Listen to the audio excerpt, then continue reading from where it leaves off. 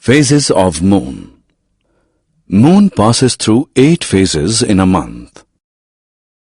Moon's revolution around the Earth and Earth's revolution around the Sun cause the following phases of Moon. New Moon. It is the phase when the Moon facing the Earth is not visible. Waxing Crescent. It is the phase when the Moon begins to appear. First quarter. It is the phase when half the Moon is visible. Waxing Gibbous. It is the phase when most of the Moon is visible.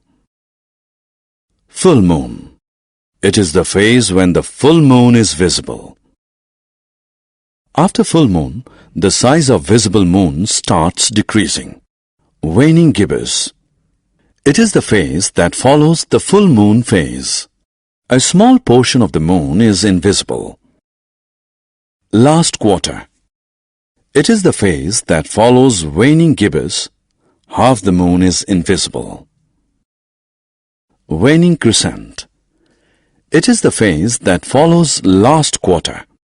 Most of the Moon is invisible. After the waning crescent phase, the Moon becomes completely invisible.